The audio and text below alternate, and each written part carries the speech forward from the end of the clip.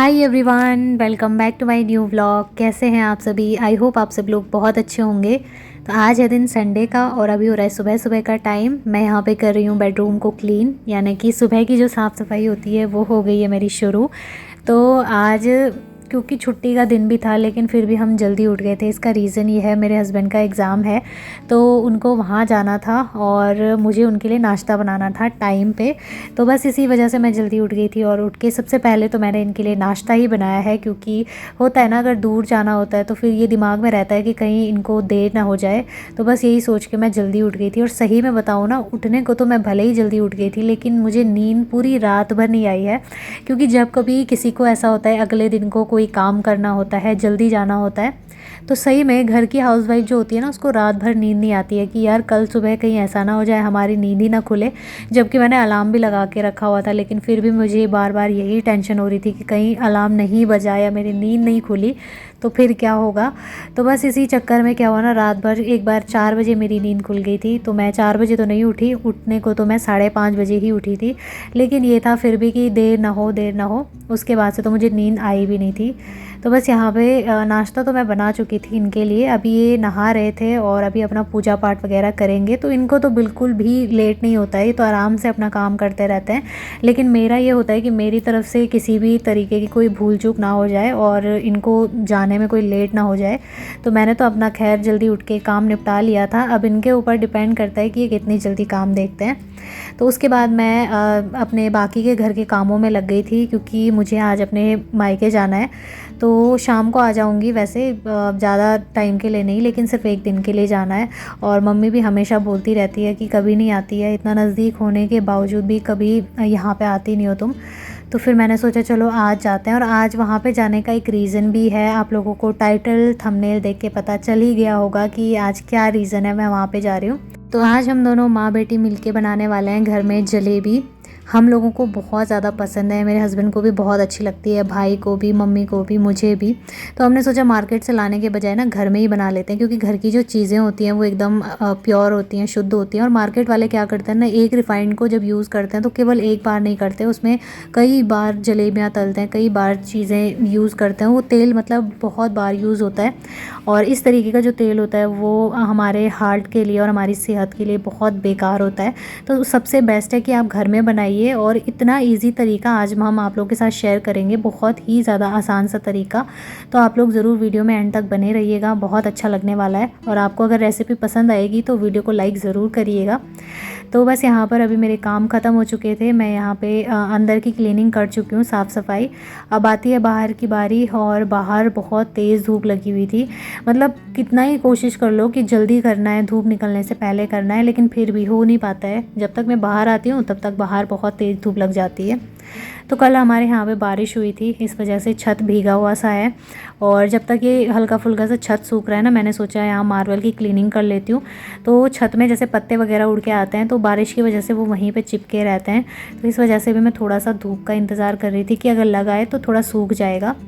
सो बस यहाँ पे मैंने अभी सारी धूल मिट्टी साफ़ कर दी है, क्योंकि बारिश के टाइम पे ना बहुत ज़्यादा किच हो जाता है और मिट्टी भी आ जाती है बहुत ज़्यादा। तो अच्छे से अब मैं यहाँ पे फ़िनाइल का पोछा लगाने वाली हूँ। तो जितनी देर में मैं यहाँ बाहर की साफ़ सफाई कर रही थी इतने में हस्बैंड भी आ गए थे और नाश्ता तो मैंने उनको दे ही दिया था, तो वो नाश्ता कर रहे थे।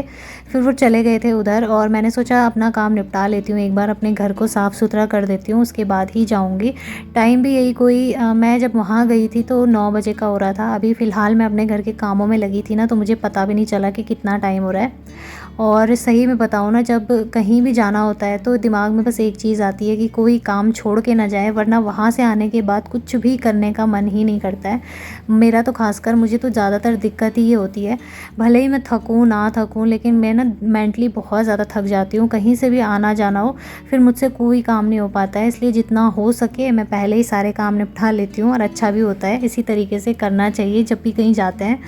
तो बस यहाँ पे जो है मैंने पूरा इधर तक अच्छे से पोछा भी लगा दिया है, ताकि जो आजकल चींटियाँ वगैरह निकलती हैं ना, तो फ़िनाइल के पोछे से फिर वो नहीं आती है। और अब जो है छत थोड़ा बहुत सूखने लगा था तो मैं यहाँ पे अच्छे से झाड़ू लगा दूँगी। तो छत वगैरह साफ़ करने के बाद और पूरे घर की साफ़ सफाई के बाद केवल एक ही काम था, किचन के जो बर्तन थे वो धुलने थे। थोड़े थोड़े करके तो मैं वैसे भी धो ही रही थी, लेकिन ये था कि जो मेरे नाश्ते के बर्तन है ना, और सही में बताऊँ ना, अपने मायके जाने की खुशी में नाश्ता करने का भी मेरा मन नहीं कर रहा था। मैंने केवल एक रोटी खाई और जैसे तैसे खा के फटाफट से बर्तन धुले और तैयार होके चली गई थी।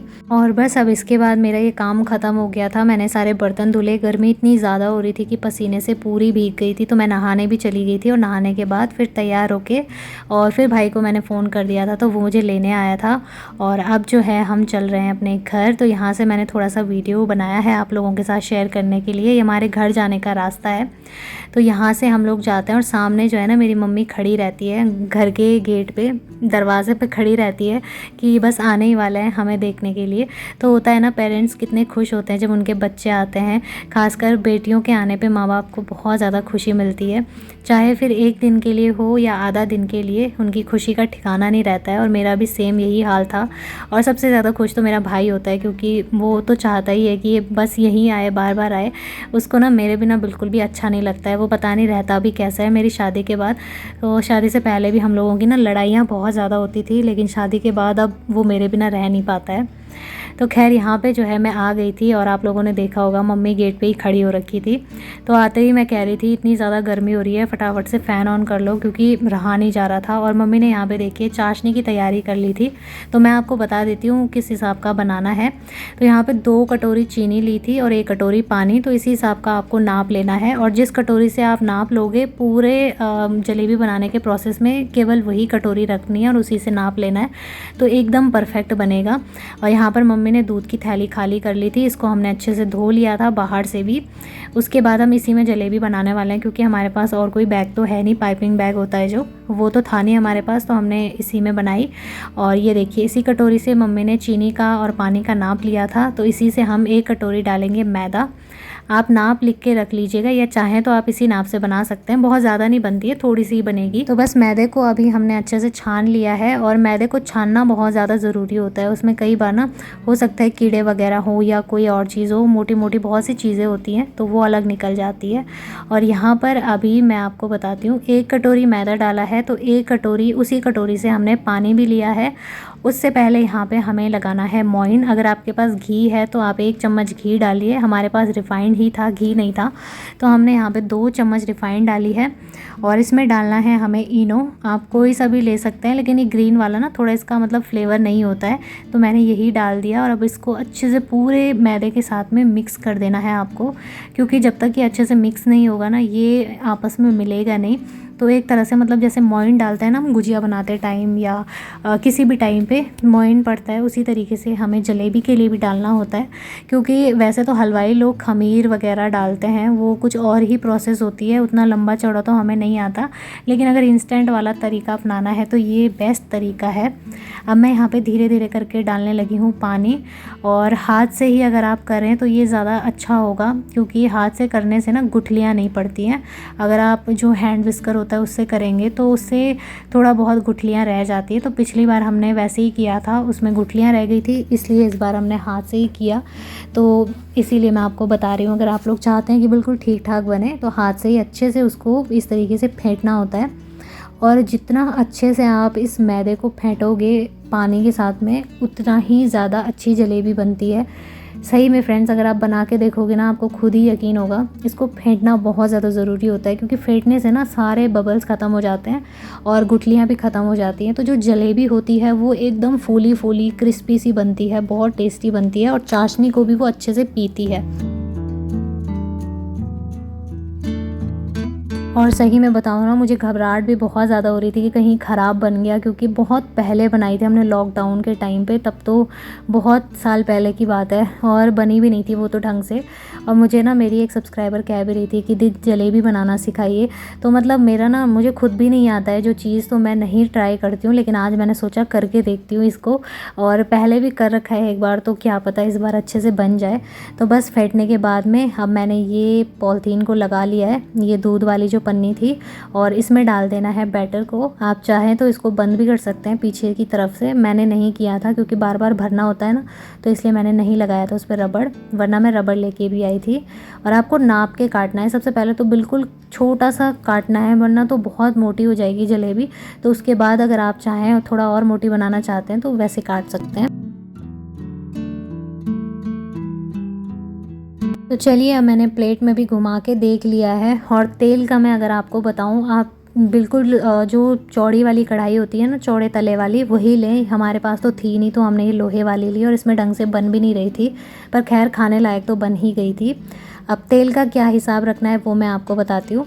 तेल बिल्कुल गर्म होना चाहिए और जैसे ही आप जलेबी डालें थोड़ा सा रुक जाइए, वरना तेल जो है ना ठंडा होने लगता है। और ठंडे तेल में या हल्का गर्म तेल है उसमें अगर आप जलेबी बनाओगे तो वो क्रिस्पी नहीं बनेगी और ना ही तो वो फूलती है, एकदम चपटी सी बनती है। तो कई वीडियो में मैंने देखा है लोग बता रहे हैं कि तेल ज़्यादा गर्म नहीं होना चाहिए, जबकि ऐसा नहीं है। तेल तेज़ गर्म होना चाहिए, अच्छा खासा गर्म होना चाहिए, तभी जो है जलेबी डालते ही वो ऊपर आ जाती है और फूलने लगती है। तो प्लीज़ आप लोग शेप पे मत जाइएगा, क्योंकि मैं हलवाई तो हूँ नहीं, मुझे शेप बनानी नहीं आई। मुझे जैसा आया मैंने वैसे ही घुमा दिया। और ज़रूरी भी नहीं है, अगर आपको जलेबी खानी है तो स्वाद तो वही आएगा, भले शेप जैसा भी हो। तो बस यहाँ पर मैंने आड़े टेढ़े बना ही दिया। और चिमटे की अगर मैं बात करूँ, कई लोग बोलेंगे कि आपका चिमटा ऐसा दिख रहा है, तो मम्मी जब भी चटनी बनाती है ना तो चिमटे से पकड़ के ही पहले उसको, मतलब जैसे टमाटर होता है या लहसुन होता है, तो चिमटे से पकड़ के उसको सबसे पहले जलाती हैं, अच्छे से पकाती हैं। तो इसी वजह से ये चिमटा काला लग रहा है। मैंने बता दिया क्योंकि नहीं तो कई बार ना लोग कमेंट करने लगते हैं कि आपके घर के ऐसे बर्तन है वैसे बर्तन है। तो घर में ऐसी चीज़ें चलती हैं, ज़रूरी नहीं है सारी चीज़ें नई हो। बहुत टाइम से जब यूज़ होती हैं कोई चीज़ें तो वो काली दिखने लगती हैं। तो अगर आपके पास अच्छी कढ़ाई है ना, चौड़े तले वाली, मतलब चौड़ी वाली कढ़ाई है, या नॉन स्टिक जो कढ़ाइयाँ होती हैं, तो उसमें थोड़ा सा ही तेल डालिएगा। हमने तो बहुत ज़्यादा डाला हुआ है क्योंकि हमारे पास वो वाली थी नहीं। तो तुरंत जैसे ही जलेबी निकाली उसको तेल से अच्छे से निकालना है, कुछ देर तक ऐसे ही रखना है ताकि तेल पूरा निकल जाए। और उसके बाद सीधे चाशनी में डिप कर देना है, उसको दबा के रखना है, ज़्यादा ज़ोर से नहीं लेकिन हल्का सा उसके ऊपर प्रेस करना है ताकि जो जलेबी है वो चाशनी को अच्छे से पी ले।